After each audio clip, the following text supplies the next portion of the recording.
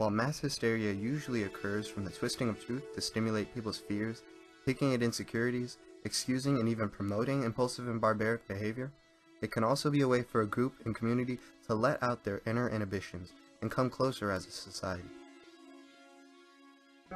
Mass hysteria puts people into a state of panic.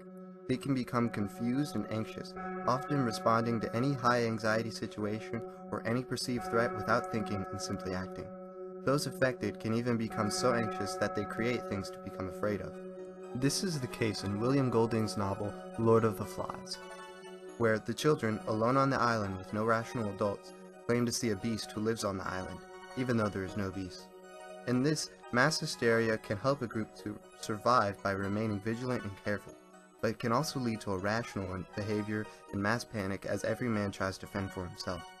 This is both cases in Lord of the Flies, as initially the fears brought the group together, but also later on as their fears caused them to turn on one another. These fears can become extremely powerful, especially if they prey off fears and insecurities that people already have.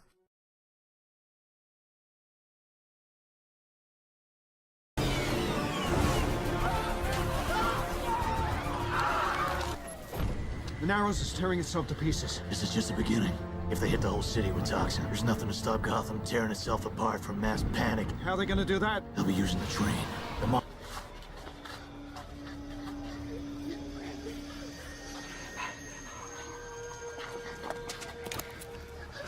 That little monster! Don't misbehave.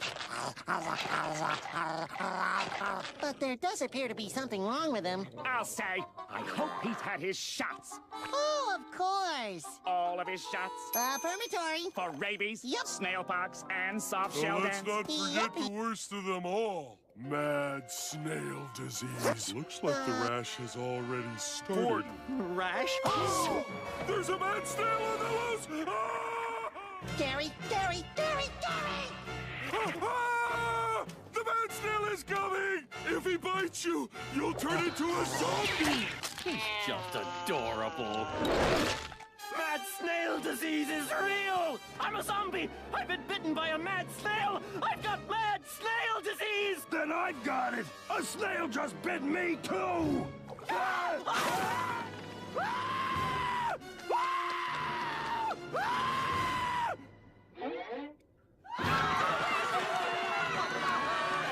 We interrupt this program to bring you a news blast. Terror in a shell. This just in! Fear and disease is spreading like wildfire as a killer snail has been biting the denizens of Bikini Bottom, infecting them with Mad snail disease! People can easily be led to participate in mass hysteria when their deepest insecurities are threatened or exposed. They are more likely to act irrationally and panic for their dignity, reputation, or status. One very prominent political example of mass hysteria due to the threatening of one's insecurities is a Trump rally. Donald J. Trump encourages people to act irrationally due to their fear of losing their country, their status, their very identity as Americans.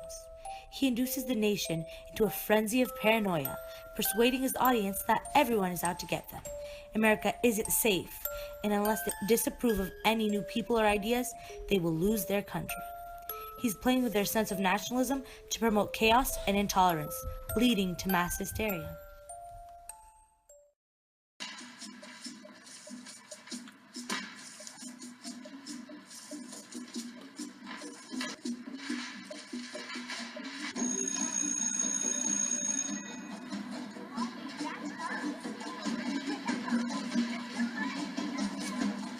Laid out with a hot dog. Oh my God, that was one time! Don Schweitzer has a huge ass? Who would write that? Who wouldn't write that? Trey Pat made out with Coach Carr, and so did Sun Jin Kim.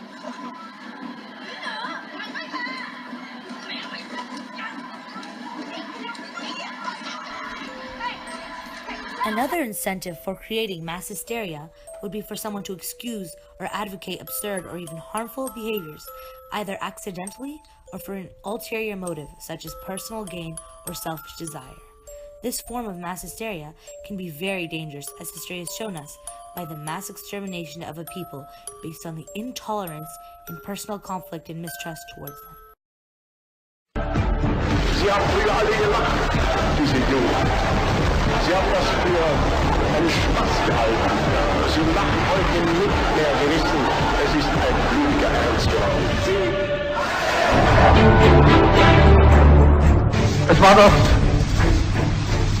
ein Kampf, besonders aber auch gegen das Volk, das in unserem Land schon fast allmächtig zu sein schien. Der Kampf gegen das Judentum. Eine satanische Macht, die von unserem ganzen Volk Besitz ergriffen hatte.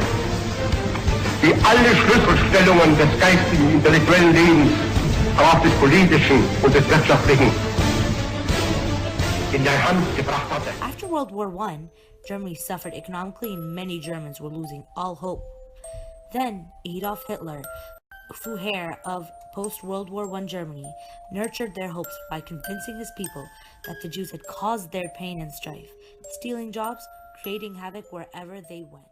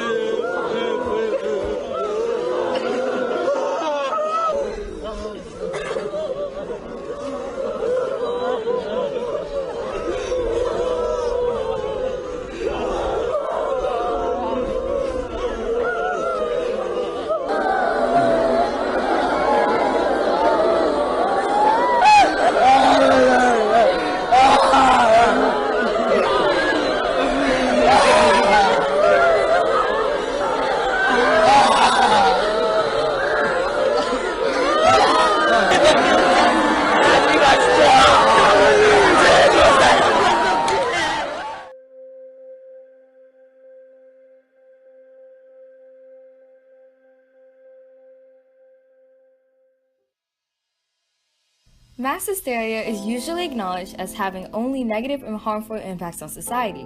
And yet, contrary to this common belief, this rather ignorance-influenced aspect of society is also capable of serving positive consequences as well. It is safe to assume that practically everyone has suppressed their own emotions or thoughts at some point in their lives. This action, however, normally isn't without reason. Perhaps it was for the sake of a person's well-being. Maybe it was because of the circumstances. Or maybe it was even for both. Whatever the case may be, mass hysteria can actually play a vital part in letting these thoughts be expressed. Take, for instance, moral panic.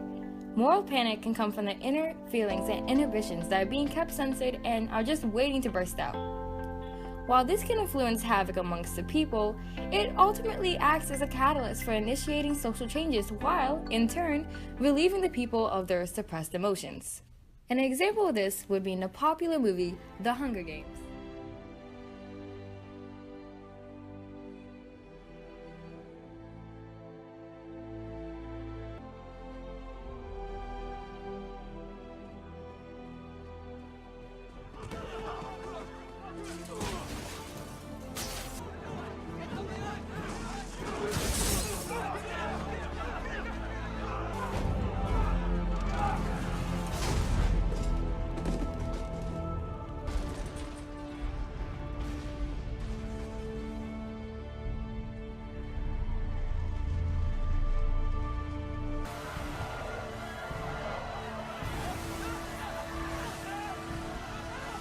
In the scene where Rue dies, the people in District 11 finally riot out of emotional turmoil from being kept under oppression and living with their unjust and rather cruel conditions being imposed by the capital.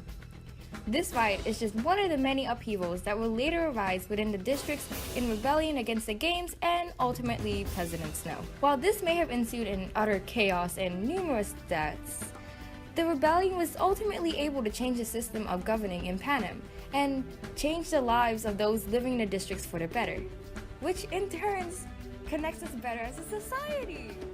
Moral panic can also be when a group with similar morals come together for the betterment of themselves and others. An example would be when Muslims go to the holy city Mecca in Saudi Arabia on a Hajj. This causes a great panic due to the number of people and limited space. Many people try to walk around the Kaaba at the same time, creating a mess, and many people die each year because they are trampled on. But at the same time, the reason they are there are for religion, which brings all of them together. This helps them feel closer to God for helping in the name of religion. In Mecca, they donate money to the mosque and the poor every year. This shows how this particular moral panic helps the Muslims with their spiritual growth and how it helps the surrounding societies with poverty. I came over to see what was going on. Children started laughing. They're just laughing. It is a crazy laughing.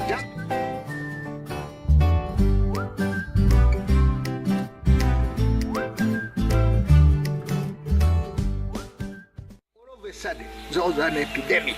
Laughing disease. Took all the blood samples. Went to Europe to find out if there was a virus. There was a...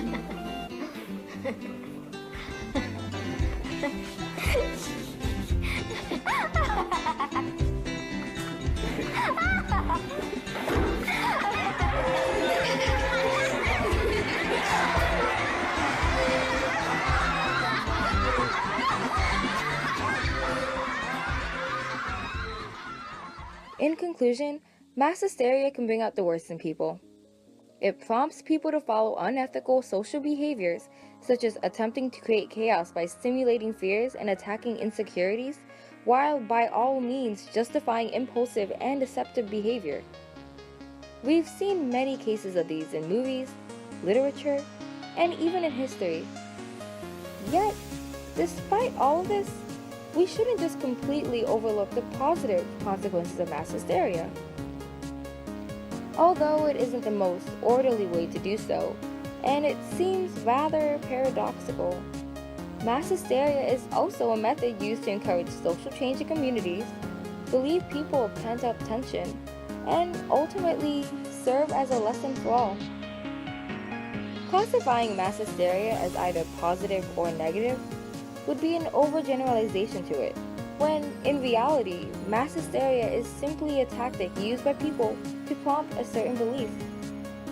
It is neither good nor bad, and the only culprit that should be truly blamed is the intention of whoever is really behind the conduct.